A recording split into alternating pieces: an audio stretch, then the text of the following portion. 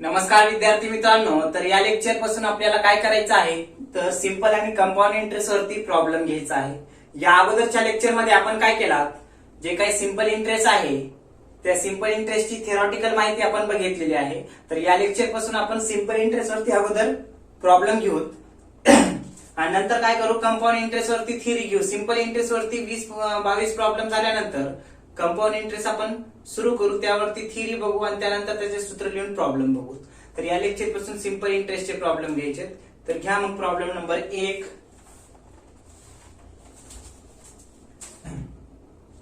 P बरोबर 250, R बरोबर 5%, त्यानंतर T बरोबर 2 वर्ष 2 years and SI बरोबर प्रश्नचिन्ह। समजून घ्या अगोदर, हे असं दिले प्रॉब्लेम मध्ये बर का। P बरोबर 250 रुपये, R बरोबर 5%, T बरोबर 2 वर्ष आणि सरळ व्याज किती म्हटलंय। मुद्दल 250, दर 5%, कालावधी किंवा मग काळ 2 वर्ष आणि सरळ व्याज किती असं म्हटलंय। किंवा मग परीक्षेला जेव्हा MCQ येईल तेव्हा काय देईल, तर मराठीमध्येही देते इंग्लिश मध्येही देते। तर मराठीमध्ये कसं देऊ शकते, दर साल दर शेकडा 250 रुपयावरती 5% दराने 2 वर्षासाठी सरळ व्याज किती असेल असं म्हणत। हे लक्षात, what is the simple interest when principal is 250, rate is 5% and T is 2 years। तर काय विचारलंय तिथं, what is the simple interest, तसं सुद्धा देऊ शकते इंग्लिश मध्ये। किंवा मग सरनं असं घेतले आणि तिथं जर लाईन मध्ये दिलं तर त्याचा बी अर्थ तेच होतो। म्हणून पहिल्यांदाच सांगत आहे, दर साल दर शेकडा 250 रुपयावरती 5% दरानं 2 वर्षासाठी किती सरळ व्याज होईल असं सुद्धा मराठीत देते बरं का, एवढं लक्षात ठेवा। तर क्या मग याचं आन्सर काय म्हटलंय, P दिले 250, R दिलाय 5%, 2 दिले म्हणजे टाइम दिलाय 2 वर्ष, सरळ व्याज काढा म्हटले। तर अशा वेळेस काय करायचं, काय काय दिले ते लिहून घ्या। P बरोबर किती दिले 250, नंतर R बरोबर किती दिले 5%, T बरोबर किती दिले 2 वर्ष बरोबर। तर काढायला काय सांगितले, SI काढायला सांगितले, सरळ व्याज। आता आपल्याला सरळ व्याजचं सूत्र माहित आहे काय आहे, SI म्हणजे सरळ व्याज बरोबर P × R × T divided by 100। हे लक्षात, मग या किमती ठेवून सूत्रात SI म्हणजे सरळ व्याज, P म्हणजे मुद्दल किती दिले 250, R किती दिले 5%, गुणिले कालावधी किती दिलाय 2 वर्ष, भागिले 100। सूत्र दिले होतं आपण अगोदर घेतलं। मग SI बरोबर हे सूत्र ह्याचं सरळ व्याजचं, इथं काय करा, मग हे 0 कटलं हे 0 कटलं, मग हे काय करा 25 × 5 = 125, 125 दोन्ही 250, किंवा मग ह्या सर्वांचा गुणाकार करा। सर्वांचा गुणाकार केला 250 रुपये बरोबर भागिले 10। हे लक्षात, तर SI बरोबर किती आलं, हे 0 हे 0 कटलं 25 आलं का हो। कॅल्क्युलेटरचा वापर परीक्षेला आहे, काळजी करू नका। हे लक्षात, तर 25 आलं SI बरोबर 25। हे लक्षात, या पद्धतीनं काढायचं। SI बरोबर सूत्र P × R × T भागिले 100। SI बरोबर 250 रुपये दिले मुद्दल, गुणिले 5% दर दिलाय, गुणिले 2% वर्ष दिले, 2 वर्ष दिले, भागिले 100। मग 0 0 सारखे असलेले कटवा, वरला अंशाचा गुणाकार करा, छेदानं भागाला तुमचं 25 रुपये। हे झाला पहिला प्रॉब्लेम सिंपल इंटरेस्टचा। दुसरा घ्या लगेच, हा पहिला प्रॉब्लेम बरं का। दुसरा लगेच काय म्हटले की P = 5000, R बरोबर 15% अँड T बरोबर किती 5 years। फाइंड SI प्रश्नचिन्ह। हे लक्षात, इथं कॉमा दे घ्या। मग याच्यात किमती काय काय दिल्यात, तर आन्सर डायरेक्ट P बरोबर किती दिलंय 5000 बरोबर, R किती दिले 15% बरोबर, T किती दिलंय 5 वर्ष। काढायला काय सांगितलंय, SI बरोबर क्वेश्चन मार्क। हे लक्षात, तर ह्याचा आन्सर घ्या मग खाली, काय तुम्हाला तर माहित आहे एस आय बरोबर काय सूत्र दिले, P into R into T बरोबर भागिले काय 100 आहे. हे लक्षात. एस आय बरोबर पी ची किंमत किती दिली आहे 5000 इंटू आर ची किंमत 15% गुणिले टी किती दिले 5 वर्ष भागिले 100. एस आय बरोबर इकडेच लिहितो किती 5000. हे 2 शून्य कटले छेदाची, हे 2 शून्य कटले, गुणाकार करा. मग अंशाचा गुणाकार करा.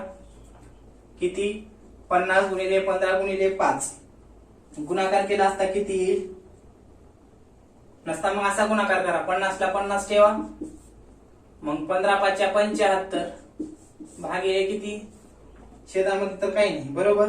यांचा गुणाकार करा डायरेक्ट. मग गुणाकार किती येईल, तर एस आय बरोबर आपल्याला आन्सर किती भेटल, एस आय बरोबर 0 ला 0 75 गुणिले 5 केला असता ते मिळेल आपल्याला किती 375 येईल. म्हणजे 50 गुणिले 75 येईल 3750. तुमचं काय येईल सिंपल इंटरेस्ट. काय अडचण, काय दिलं होतं प्रॉब्लेम मध्ये, पी बरोबर 5000, आर बरोबर 15%, टी बरोबर 5 वर्षे, फाइंड एस आय म्हणले. किमती लिहून घेतल्या, एस आय काढायचे सूत्र घेतलं, पी गुणिले आर गुणिले टी भागिले 100 किमती ठेवल्या. मग इथं काय, हे 2 शून्य कटले, हे 2 शून्य कटले, वरल्यांचा गुणाकार करा 3750 येईल डायरेक्ट. असं बी केलं तर जमते. किंवा मग काय 0 0 कटले, ह्या दोघांचा आधी गुणाकार करा, मग नंतर जे आलं ते ह्याच्या सोबत करा, तेवढंच येईल किती 3750. असं पण चालतंय. हा झालं. पुढला प्रॉब्लेम घ्या लगेच. प्रॉब्लेम नंबर कितवा 3 नंबर घ्या. एस आय बरोबर 250, एस आय बरोबर 250. आता काय दिले इथं सरळ व्याज दिले प्रॉब्लेम मध्ये. पी बरोबर 5000, पी बरोबर 5000, आर बरोबर 15%, आर बरोबर 15%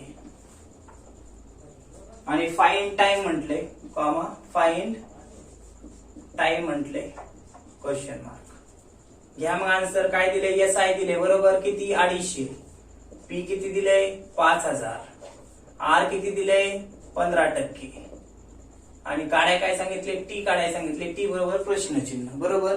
मग अशा वेळेस सूत्र काय दिले टी च, इथे दिले बघा सूत्र माहित आहे आपल्याला. टी बरोबर काय एस आय गुणिले 100 भागिले काय पी इंटू आर. क्या मग इथं टी बरोबर एस आय किती दिले प्रॉब्लेम मध्ये, सरळ व्याज दिलेला आहे 250, 100 सूत्रातलं भागिले पी ची किंमत किती दिली आहे 5000 दिल्या बरोबर. आर ची किंमत किती दिली आहे 15%. मग अशा वेळेस काय करायचं, टी बरोबर गुणाकार करून घ्या वरचा. हे 2 शून्य कटले, हे 2 शून्य कटले, हे शून्य कटला, हे शून्य कटला, सारखे 0 0 असतील तर कटून टाका छेदामध्ये अंशाचे. किती राहिलं वरती मग 25 राहतात बरोबर. मग आता 15 गुणिले 5 15 5 75 बरोबर. आता डायरेक्ट छेदाना अंशाला भाग घातलं तर पॉइंट मध्ये येते, असे बी भाग घालू शकता. किंवा कसं अगोदर बघा, टी बरोबर काय करावं लागेल, टाइम काढताना काय करायचं, एका वर्षामध्ये आपण सरासरी 360 दिवस मानतो बरं का. 365 दिवस असतात, पण काही वर्षामध्ये आपण सरासरी गणितामध्ये काय 360 दिवस मानले जातात एका वर्षामध्ये. तर काय करायचं की इथं 25 एक 25 दोन्ही पद्धतीने सांगतो. 25 त्रिक 75 म्हणजे 1/3 गुणिले 360 करायचं. हे सांगतो लगेच दुसरी पद्धत सांगतो. 1/3 गुणिले 360 आलं. मग टी बरोबर काय करायचं, 360 एक 360 भागिले 3. टी बरोबर 3 एक 3, 3 एक 3, 3 एक 3, 3 दोन्ही 6, 0 ला 0 म्हणजे 120 दिवस आलं का. 120 दिवस असं सोडवा. किंवा इकडेच घ्या, मग इथंच लिहितो ऑर देऊन. इथं ऑर करतो म्हणजे तुम्हाला लक्षात येईल. 25 ला काय 75 न भाग घाला, तर 25 ला 75 न भाग घातलं तर किती येते, तर 0. बघा बरं भाग घालून 0. किंवा मग 1.33 येते का बघा. 25 भागिले 75 किती येते 0.333 येते बरं का. 0.3333 पॉइंट मध्ये भरपूर येईल 333 4 डिजिटच्या पॉइंट नंतर. गुणिले काय करा 360 करा. 360 वर्षामध्ये दिवस आहेत. टी बरोबर किती येईल मग इथं पण 100 119.9 काहीतरी येईल बघा, गुणाकार करू. 0.3333 गुणिले काय करा 360 करा, तर ते किती येईल 119.988 येईल. 988 हे लक्षात, हे डेज आहे बरं का. मग आता ह्याला काय आपण राऊंड ऑफ मध्ये काय म्हणू शकतो, टी बरोबर काय 120च ना. असं आलं तर काय हे 5च्या पुढे आहे बरोबर, मग डायरेक्ट काय करा 120 घ्या. मग हे 120 काय आहे डेज आहे, म्हणजे दिवसात आलं बरं का, टाइम दिवसात निघतो. 360 दिवसांना आपण गुणाकार करणार ना, मग अशा वेळेस काय डेज 120 डेज आलं, म्हणजेच किती महिने 4 महिने आपण समजून घ्यायचं. डेज मध्ये काढलं 30 दिवसाचा 1 महिना म्हणलं तर 320 दिवस म्हणजे 30 त्रिक नंबर 3 महिने आणि पुढले 30 दिवसाचा 1 महिना, असं या पद्धतीने सोडू शकता. शक्यतो काय करा इथं अंशानं 25 1 25 25 त्रिक 75 असं करा, किंवा मग तुम्ही जर म्हणलात सर इथं काय 25 ला जर 75 न भाग घातलं, 25 ला 75 न भाग घातलं की एवढं येईल, गुणिले 360 करा, एका वर्षामध्ये सरासरी एवढे मानतात, आणि गुणाकार करा, हे दिवसामध्ये आलं म्हणजेच 4 महिने आपण समजू शकतो डेज मध्ये आल्यानंतर. हे लक्षात. हा झाला प्रॉब्लेम नंबर 3. प्रॉब्लेम नंबर 4 घ्या लगेच.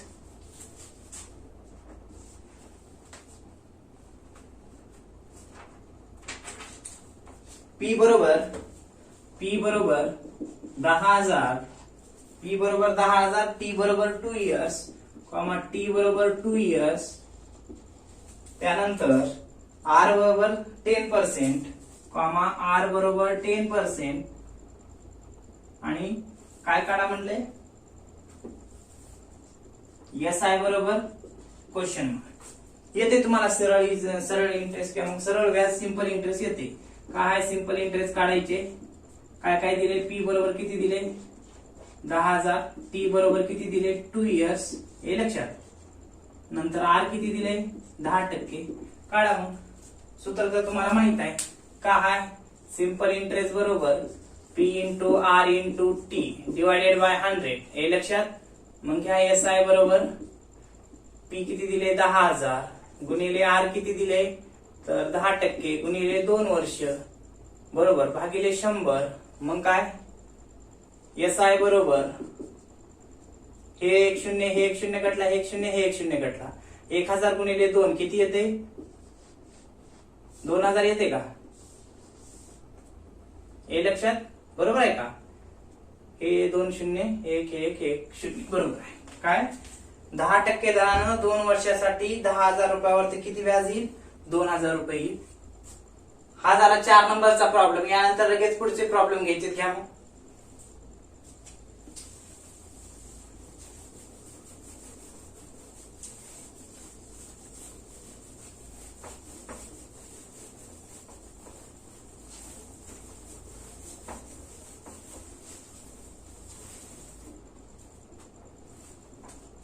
घ्या किती नंबरचा 5 नंबरचा ना घ्या.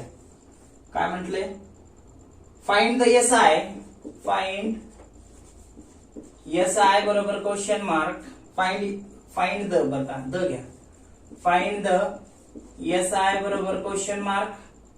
मग पुढे काय दिले P बरोबर 12,000, T बरोबर 3 इयर्स आणि R बरोबर किती टक्के दिले 5% दिले. काढा मग. काय म्हटले 12,000 वरती 3 वर्षासाठी 5% दरानं सरळ व्याज किती होईल. घ्या मग. काय काढायला सांगितलं SI बरोबर प्रश्नचिन्ह. P किती दिले 12,000, T किती दिले 3 इयर्स, R किती दिले 5%.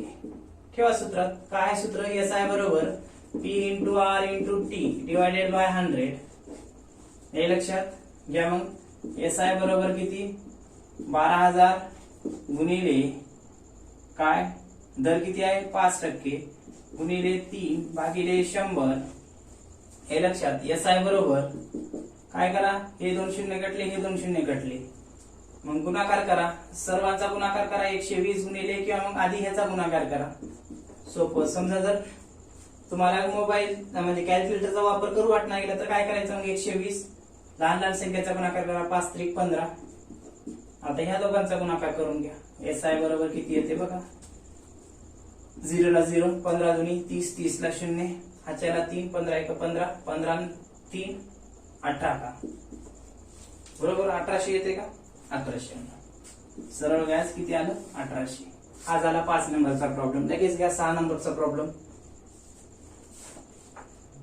काय, SI बरोबर सरळ व्याज दिले. आता SI बरोबर 145 कॉमा टी दिले किती 3 इयर्स, टाइम दिलाय 3 वर्ष, आर दिलाय 12%, आर दिलाय 12% आणि पी काढायला सांगितले. घ्या मग आन्सर. काय, SI बरोबर 145, टी बरोबर किती दिले 3 इयर्स, हे लक्षात. त्यानंतर आर किती दिले, आर बरोबर 12%, काढायला काय सांगितले, पी काढायला सांगितले बरोबर, प्रश्नचिन्ह. घ्या मग आन्सर. काय आहे, पी बरोबर काढायला सांगितलं. सूत्र आहे SI बरोबर 100 डिवायडेड बाय काय, आर इंटू टी, हे लक्षात.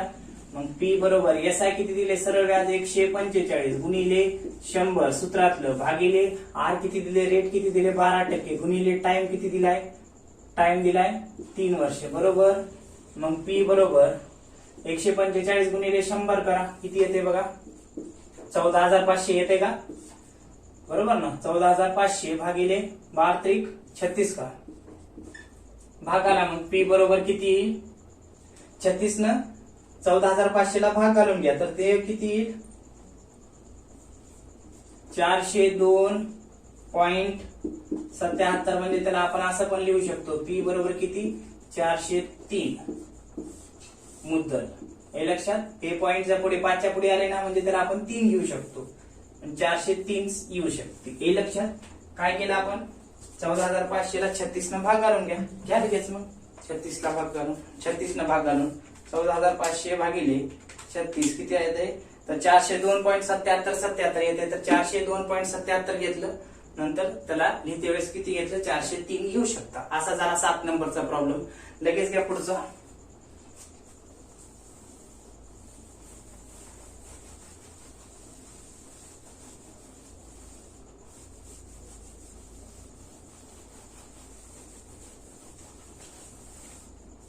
ऑब्जेक्टिव्हला नक्की येते बरं का, MCQ असेल.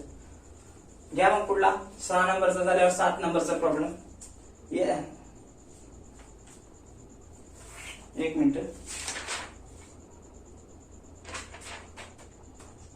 हा 5, हा 6 बरोबर आहे का, 1805, हा 6. 7 नंबरचा प्रॉब्लेम. SI बरोबर 350 गुणिले पी बरोबर 7,000, आर बरोबर किती 20%, 20%. तर टी बरोबर प्रश्नचिन्ह. घ्या मग काढून. काय काढायला सांगितले, सरळ व्याज दिले, मुद्दल दिले, दर दिलाय आणि टाइम काढायला सांगितले. तर घ्या आन्सर कसं घ्यायचं, अगोदर लिहिते वेळेस SI दिले किती 350 बरोबर, पी किती दिले मुद्दल 7,000 बरोबर, आर किती दिले 20%, त्यानंतर टाइम काढायला सांगितले प्रश्नचिन्ह. मग काय करायचं अशा वेळेस, घ्या मग सूत्र. टाइम बरोबर काय आहे सूत्र, टी बरोबर काय SI गुणिले 100 भागिले पी म्हणजे मुद्दल, आर म्हणजे रेट, हे लक्षात ठेवा. इकडे किमती टी बरोबर SI किती दिले 350 सरळ व्याज बरोबर गुणिले 100 काय दिले सूत्रामधलंच आहे, पी किती दिले मुद्दल 7,000, हे लक्षात. नंतर आर किती दिले 20%. मग आता काय करा, त्याच्या पुढेच लिहितो. टी बरोबर हे 0 कटलं, हे 0 कटलं, हे 0 कटलं, हे 0 कटलं, हे 0, हे 0, तर किती राहते वरती 35 आणि छेदामध्ये किती राहते 70 दुनी 140 का बरोबर. आता काय करा, 35 एक. आता टी काढताना आपल्याला काय, टाइम काढताना 360 ना आपण गुणत असतो, तर तसं करा. मग काय करा, मग इथं 35 एक 35, 35 चौक 140 बरोबर गुणिले 360 करायचं, हे लक्षात. मग करा गुणाकार, तिथे घ्या काय 360 एका 360, 360 ला 4 न भागा, म्हणजे इथं लिहू का ते आधी टी बरोबर 1/4 गुणिले 360, ते तिकडे घेतलं बरं का. आता गुणाकार करा. 360 एका 360 भागिले 4, तर किती येईल? 90 डेज येते का बघा. कसं आलं? 4 एका 4 भागातला किती येते? 4 9 36 आणि 0 ला 0 म्हणजे 90 डेज. असं नको सोडू वाटलं तुम्हाला दुसऱ्या पद्धतीने सोडता येते. कसं? ऑर करून हेच इथंच घेतो बरं का, इथूनच खाली घेतो, किंवा मग असंच सोडा. हे नको वाटलं तर डबल काढतो. टी बरोबर SI गुणिले 100 भागिले P इंटू R. मग इथं कसं सोडू शकता? 350 गुणिले 100 भागिले किती? 7000 गुणिले 20. तर काय केलं आपण? हे 3 शून्य कट केलं, हे 2 आणि हे 1 कटला. हे लक्षात राहिले किती? वरी 35 भागिले किती? छेदामध्ये 140. इथं पण होतं तेच आलं इथं. आता काय करा? 35 ला 140 न भाग घालून घ्या. कसे जमते? घ्या मग 35 ला 140 न भाग घालून. 35 ला जर 140 न भाग घातलं तर ते येते किती? 0. इथे येते काय ह्याचं? 0.25 येते. मग ह्याला काय करावं लागेल? 360 न गुणावं लागेल. 0.25 ला जर 360 न जर गुणलं तर त्याचा आन्सर सुद्धा किती येईल? 90 डेजच येते. टाइम किती येत आहे? 90 डेज. बघा मग 0.25 ला जर किती ना 360 न गुणलं तर किती? 90 डेज आलं. 90 डेज म्हणजेच काय? 3 मंथ म्हणून लिहू शकता किंवा डेज मध्ये दाखवा, काही अडचण नाही. असा टाइम काढला जातो. हे लक्षात. हा झाला प्रॉब्लेम नंबर 7. लगेच घ्या मग प्रॉब्लेम नंबर 8. ह्याच्या खालीच SI बरोबर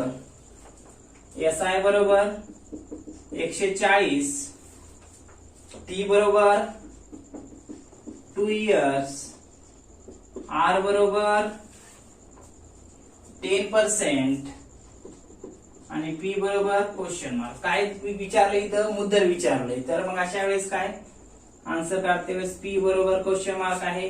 SI बरोबर किती आहे? 140. T बरोबर किती दिले? 2 वर्ष दिले, 2 years.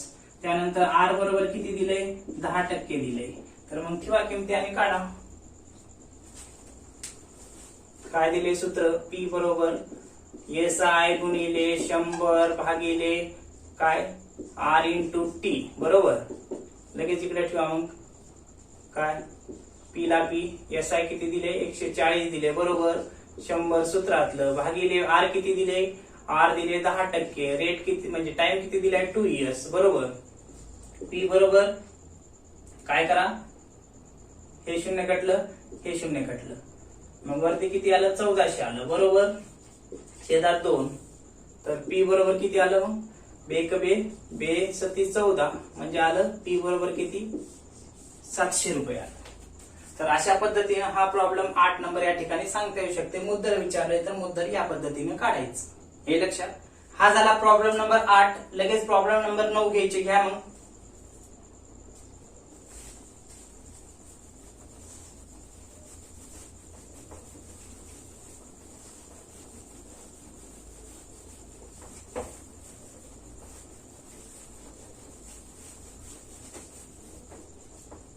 या 9 नंबरचा प्रॉब्लेम.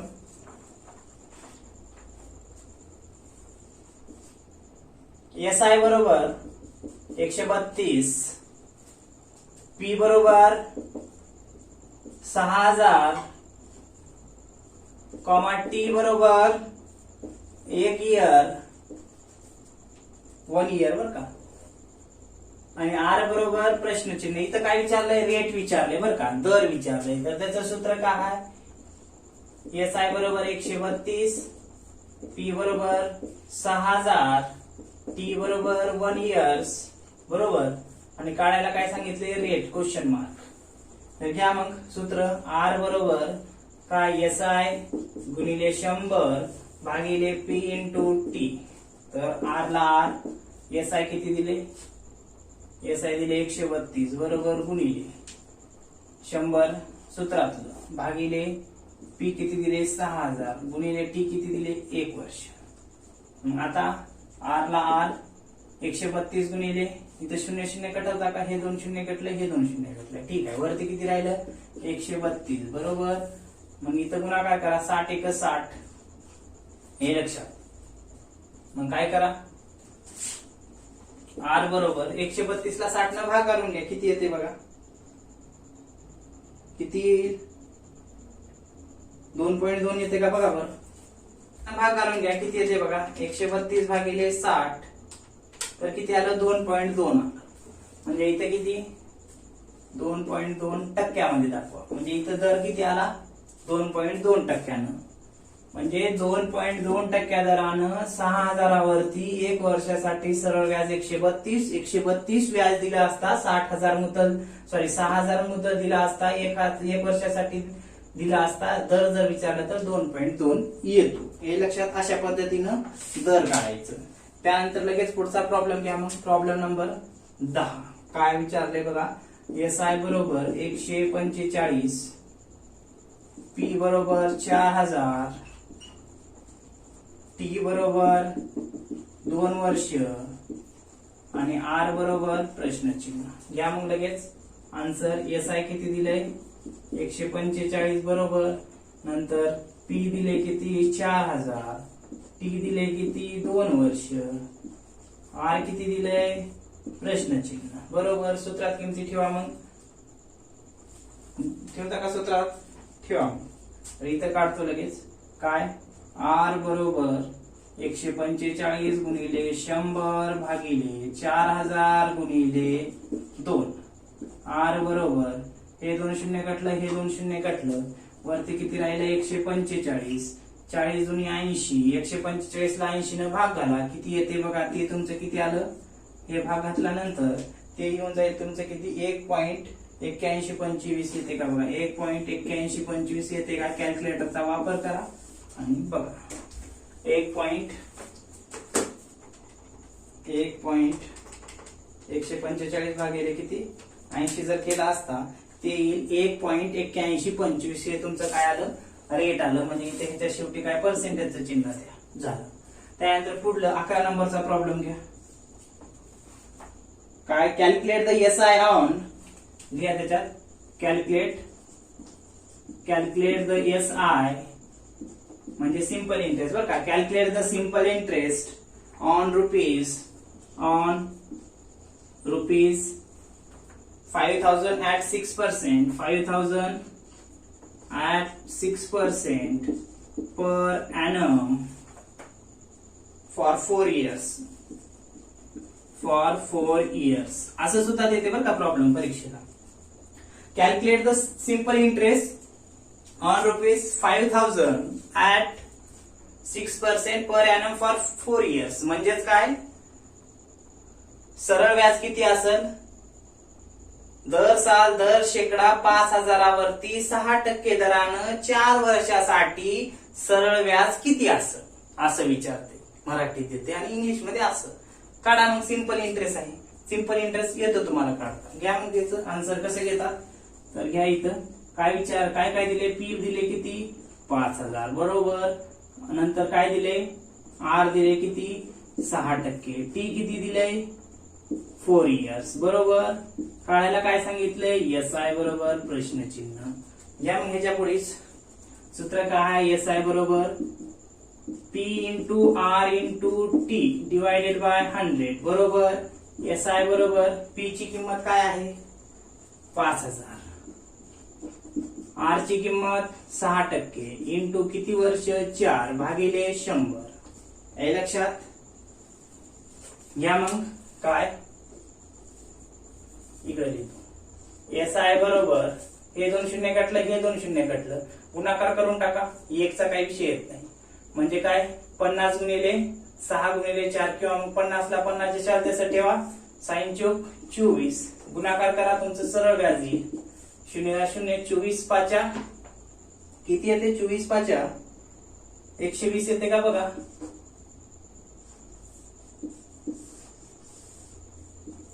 24 पाशा 120 हे लक्षात. किंवा मग असा गुणाकार करा, काय 0 ला 0 पाऊण चोक 20 ला 0, हाच्याला 2, 5 दुनी 10, 2 12 म्हणजे 1200 आलं. म्हणजे 5000 वरती 6% दराने 4 वर्षासाठी सरळ व्याज किती येईल? 1200 येईल. तर अशा पद्धतीने हा प्रॉब्लेम नंबर 11 सांगता येऊ शकते. लगेच घ्या पुढे प्रॉब्लेम 2-3, म्हणजे problem number 12.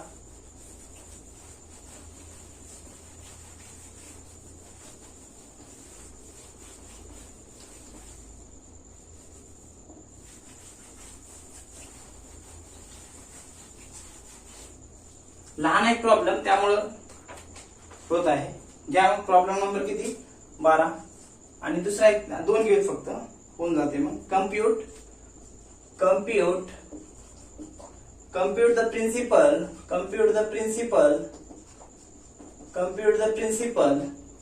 if after 6 years the simple interest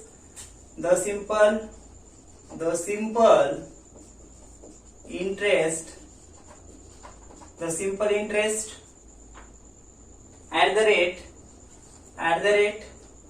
8% is rupees 12,000. काय म्हटलंय की बघा, काय म्हटलंय? Compute the principal. काय काढा म्हणलंय? मुद्दल काढा म्हणलंय. इफ आफ्टर 6 years, किती? 6 वर्षानंतर 8% दरानं त्याचं सरळ व्याज किती होणार आहे? 12,000 होणार आहे. तर मुद्दल किती म्हटले? तर घ्या मग इथं काय पी काढायला सांगितले बरं का. कम्प्युट नावातच दिले. कम्प्युट द प्रिन्सिपल म्हणजे काढणं, कॅल्क्युलेट करणं. काय दिले मग? एस आय किती दिलाय? हे 12,000 काय आहे? एस आय बरं का, सरळ व्याज आहे. आर किती दिले? 8% दरानं. पी किती दिलंय? पी तर काढायची वरती. टी किती दिलंय? 6 years ना, 6 years. घ्या मग किमती ठेवून. कसं? तर पी काढायचे. मग एस आय बरोबर एस आय गुणिले 100 भागिले आर इंटू टी. तर पी ला पी, एस आय ची किंमत दिल्या 12,000 गुणिले किती? 100 भागिले किती दिले? 8 गुणिले 6 बरोबर. पी बरोबर काय करा? गुणाकार करून घ्या. मग किती?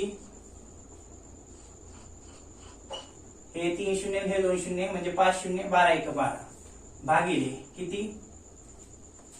8 संग 48. ठीक आहे. पी बरोबर काय करा मग? किती? 12 लाख ना, 12 लाखाला 48 न भाग करून घ्या. तर किती येईल? 25,000 येते का बघा. 12 लाखाला 25 न, सॉरी 12 लाखाला किती ना 48 न भाग घातला असता किती येते? 25,000 येते. म्हणजे इथं सांगू शकतो आपण काय, जेव्हा 25,000 मुद्दल दिला असता 6% दरानं 6 वर्षानंतर 8% दरानं 12,000 रुपये काय होईल? व्याज होते. मग आपल्याला काय सांगितलं होतं इथं? मुद्दल किती असेल जेव्हा सरळ व्याज दिले 12,000, 8% दर दिलाय 6 वर्षासाठी, तर मुद्दल किती? तर 25,000 ते मुद्दल असेल. हे लक्षात. त्यानंतर पुढला प्रॉब्लेम घ्या, शेवटचा ह्या लेक्चर मधला. 25,000 ते झालं बरं का. 13 नंबरचा प्रॉब्लेम घ्या. What will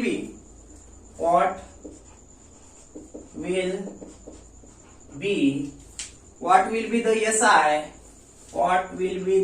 I on rupees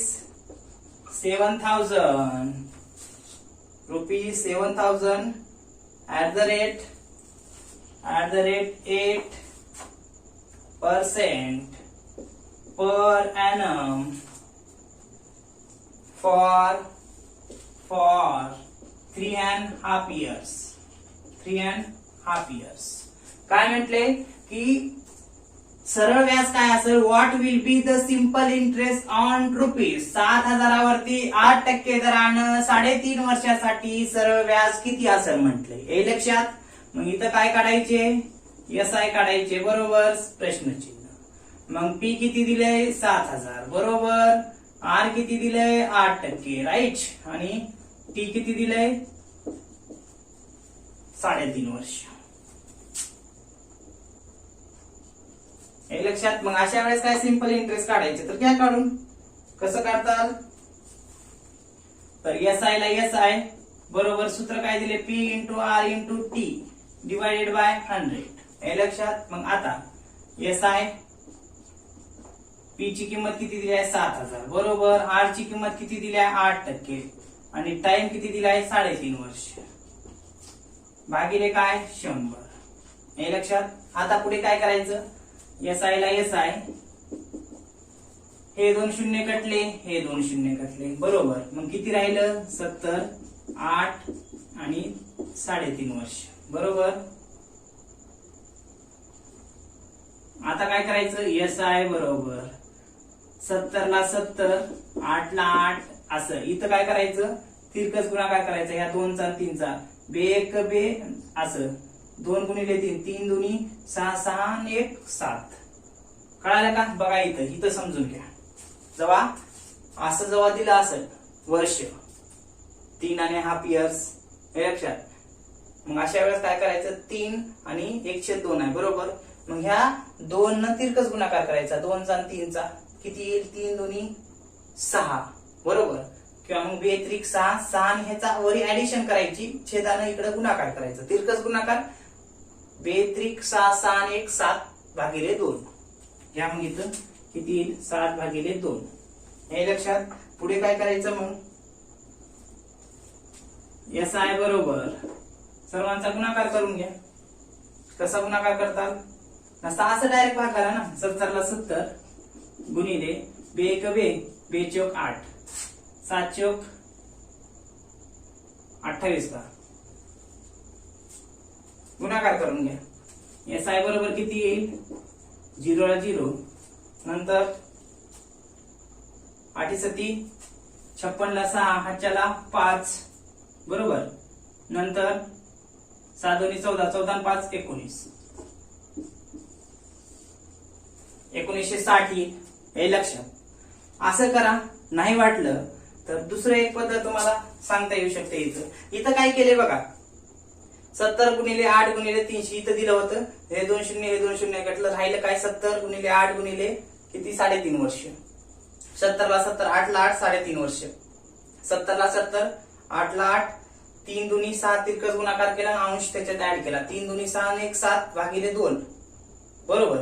पुढे काय केलं मग SI बरोबर 70 ला 70 इथं या छेदानं काय करा हे इकडं भाग घाला. असं नाही वाटलं तर डायरेक्ट असंही भाग घालू शकता.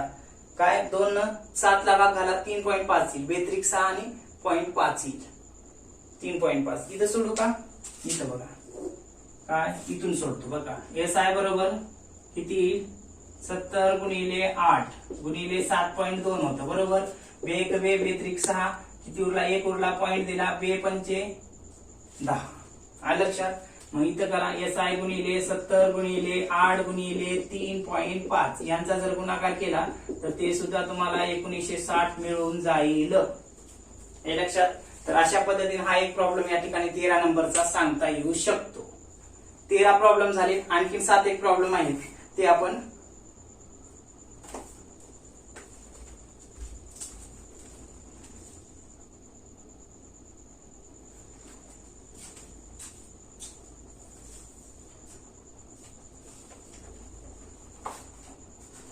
तर अशा पद्धतीनं या ठिकाणी हा 13 नंबरचा प्रॉब्लेम या ठिकाणी सांगता येऊ शकतो.